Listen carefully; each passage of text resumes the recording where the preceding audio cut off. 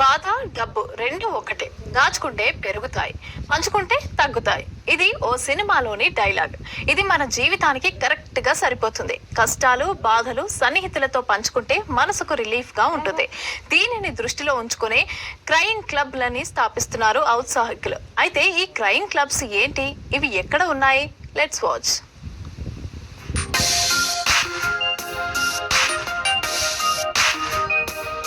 ప్రతి ఒక్కరి జీవితంలో భాగమే ఉంటుంది బాధ. కొంతమంది బయటపడితే మరికొందరు కుమిలిపోతుంటారు. కానీ ఇది అస్సలు మంచిది కాదంటున్నారు డాక్టర్లు, సైకియాట్రిస్టులు. అందుకోసమే మెట్రో సిటీలో హెల్దీ క్రైమ్ క్లబ్ల పేరుతో ఈవెంట్స్ కండక్ట్ చేస్తున్నారు నిర్వాహకులు. మెట్రో నగరాల్లో కేఫ్లు, రెస్టారెంట్లో క్రైయింగ్ ఈవెంట్స్ నిర్వహిస్తున్నారు. వీటికి సంబంధించిన టికెట్స్ బుక్ మై షో వంటి ఆన్లైన్ ప్లాట్ఫామ్లలో విక్రయిస్తున్నారు. గంట నుంచి 2 గంటల వరకు ఈ కార్యక్రమం ఉంటుంది.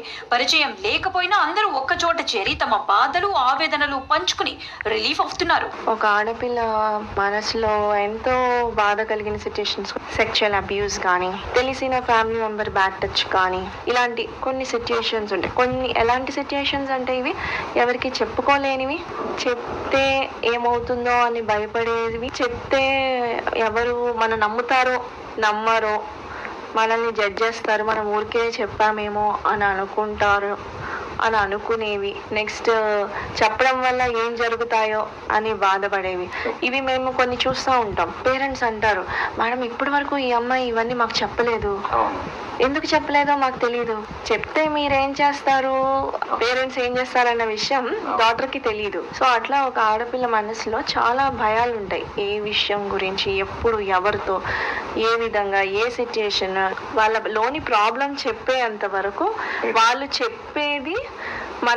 చెప్పేది అయిపోయింది అని వాళ్ళు చెప్పేంత వరకు ఏడవనియండి. That is a healthy phenomenon అంటాను నేను.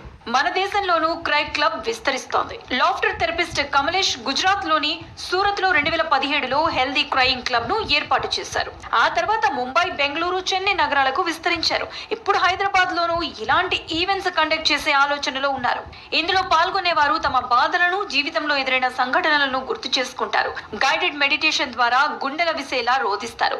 ఏడుపు వల్ల మెదడు నుంచి ఎండోర్ఫిన్ హార్మోన్ విడుదలై బాధను, ఒత్తిడిని తగ్గిస్తాయంటున్నారు డాక్టర్లు. గతంలో జరిగిన విషాద సంఘటనలను మాన్పించడానికి, సామాజిక బంధాలను బలోపేతం చేసుకోవడానికి ఈ థెరపీ ఉపయోగపడుతోందన్నారు సైకియాట్రిస్ట్. లోపల బాధను ఎక్స్ప్రెస్ చేసుకోగలిగే సిచ్యుయేషన్ లో ఉంటారు.